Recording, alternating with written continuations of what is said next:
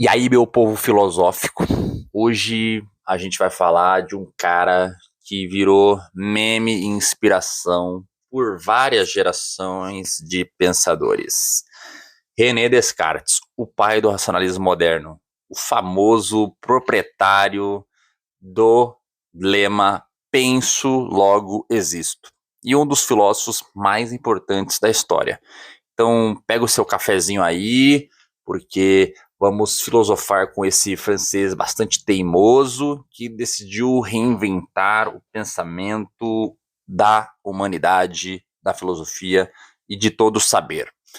O Descartes, né, na verdade seu nome é Renatus Cartesius, mas ficou conhecido como René Descartes. Ele nasceu lá na França no ano de 1596 e ele é considerado o pai, o fundador da filosofia moderna. Antes de Descartes, a filosofia antiga e a medieval. E por quê? Porque foi ele o primeiro a dizer, rapaziada, vamos parar com essa história de aceitar tudo que nos dizem, todos os dogmas, todas as certezas, e vamos questionar esse negócio aí. Vamos dar uma criticada nessas premissas. E assim que começou o que a gente denomina de racionalismo moderno. Mas antes mesmo de virar um filósofo, o Descartes ele era matemático e cientista. Ele que criou a geometria analítica, aquela que junta álgebra e geometria, que faz hoje a gente sofrer naquela aula de matemática. Você não lembra do plano cartesiano? Então, veio desse malandro aí. O cara era um gênio, mas também era um filho da puta sádico, né? Então, a gente vê que ele evoluiu ao longo do tempo, indo para a filosofia. E é isso que nos interessa, a filosofia do Descartes. O ponto de partida da filosofia para ele é a dúvida. Ele dizia que para se encontrar a verdade, para se encontrar o conhecimento real, indubitável, né, até contraditório dizer algo que é indubitável, né, e ele diz que é a dúvida, a gente precisa duvidar de tudo.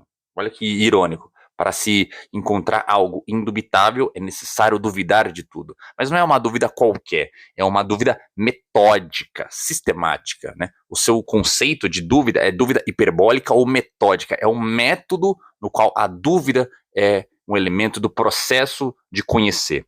O Descartes ele queria desmontar as certezas para ver o que sobrava. Queria desmontar tudo que havia de dogma, de premissas, de conceitos, de verdades, entre aspas, consolidadas, para ver o que sobrava, o que resistia ao crivo da dúvida. E aí que vem a famosa frase do cogito ergo sum, ou penso logo existo. Quando ele duvida de tudo, quando ele coloca tudo dentro do crivo da dúvida, da análise, do critério racional, a única coisa que ele não conseguia duvidar é que ele estava duvidando. Não se pode duvidar da dúvida, né? Não se consegue duvidar desse elemento. E quando você duvida, né, você cogita, você pensa, então há algo que existe. O ser pensante, o ser que pensa, o ser que duvida. Porque algo, a dúvida só existe, né? Algo só existe de dúvida se há um ser que duvida, né? A dúvida ela não é isolada, soltada no mundo por uma mera bravata. Há o ser que duvida. Então, se ele está pensando, ele existe, né? Então, por isso que é cogito ergo sum, né? Cogito, duvido, coloco em xeque ergo sum, logo existo, logo sou ser existente, né? Então, ao colocar tudo em dúvida, ele chegou em um momento que ele fala, peraí, eu não posso duvidar da dúvida. E para duvidar, eu tenho que existir, porque tem que ter o eu que duvida. Então, ele chegou nessa conclusão. É bastante simples e genial, por assim dizer também, não é? E Descartes não parou por aí. Ele também criou uma teoria dualista, uma teoria em que há uma dualidade que separa mente e corpo. Para ele, o corpo é uma máquina, é um mecanismo. Não à toa, ele até tem um livro que ele constrói como o corpo funciona, as veias, a questão do cérebro, o intestino peristaltar, o coração bater, o pulmão respirar. Ele olha para o corpo como uma máquina cheia de engrenagens. E para ele, a mente é algo totalmente diferente. É uma substância pensante, é totalmente separado, não há nenhuma semelhança. Enquanto o corpo é res extensor, isso é, tem extensão, tem materialidade, tem corporeidade, a mente é res cogitam, é coisa pensante, é coisa, por assim dizer, divina, é uma coisa ideal. É por isso que a gente chama ele de dualista. E essa ideia influenciou toda a filosofia ocidental depois dele. Até hoje a gente vê debates por aí sobre a relação mente-corpo.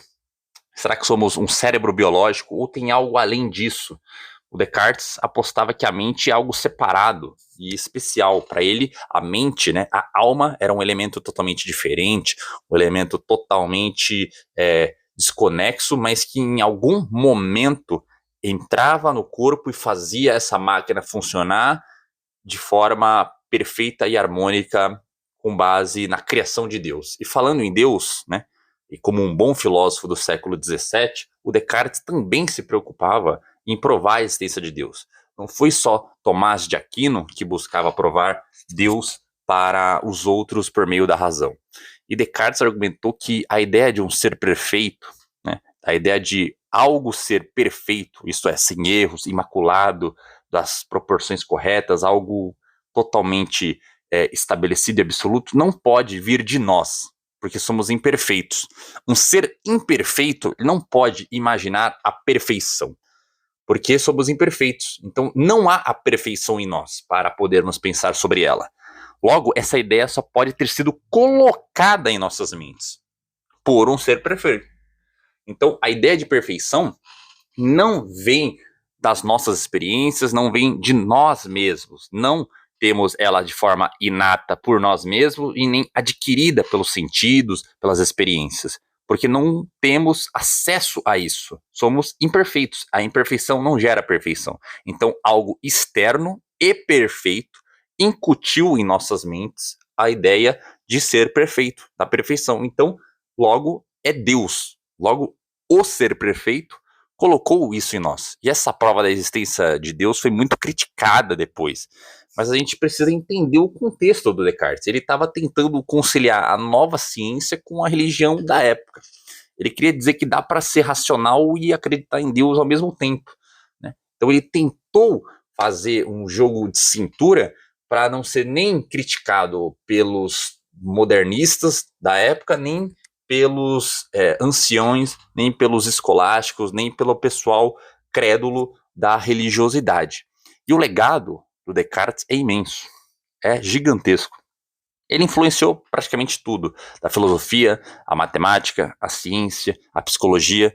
Sem ele, a gente não teria a revolução científica, né, a filosofia moderna como a gente conhece hoje. Sem ele, não teríamos descobertas matemáticas, avanço na ciência, avanço do método científico, na exploração sobre a mente humana, sobre o corpo humano.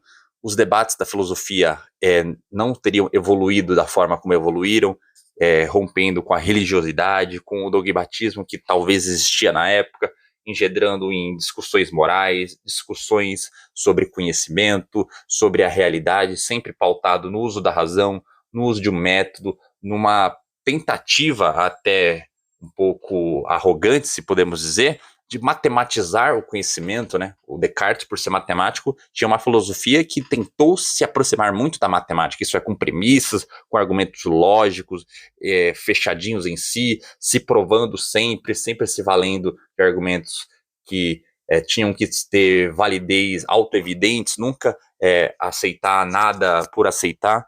Então, o legado dele é imenso. Mas ele também é um cara polêmico. Muitos filósofos criticavam o dualismo dele, dizendo que é impossível separar a mente completamente do corpo. Outros disseram que a prova da existência de Deus é muito fraca, é muito ingênua. Mas, independentemente dessas críticas, o Descartes mudou o jogo, né? Você pode criticá-lo, odiá-lo, pode até descartá-lo, por assim dizer, né? Descartar o Descartes, mas ele é inegável de influência e importância. Então, galera, esse aí é o Renatus Cartesius, né? O René Descartes. É o cara que duvidou de tudo para encontrar a única certeza possível. Penso, logo existo. Ele nos ensinou a questionar, a não aceitar verdades prontas, dogmas, e a buscar a verdade por nós mesmos, utilizando a razão, colocando em xeque tudo que parecer enganoso, aparente. tudo que parecer falso. E aí, o que vocês acham? A gente existe porque pensa ou pensa porque existe? Deixem nos seus comentários e até o próximo episódio do Filosofia de Boteco. E lembre-se, duvidar faz parte do processo, mas não duvidem que a gente volta com mais filosofia na próxima rodada. Valeu, pessoal!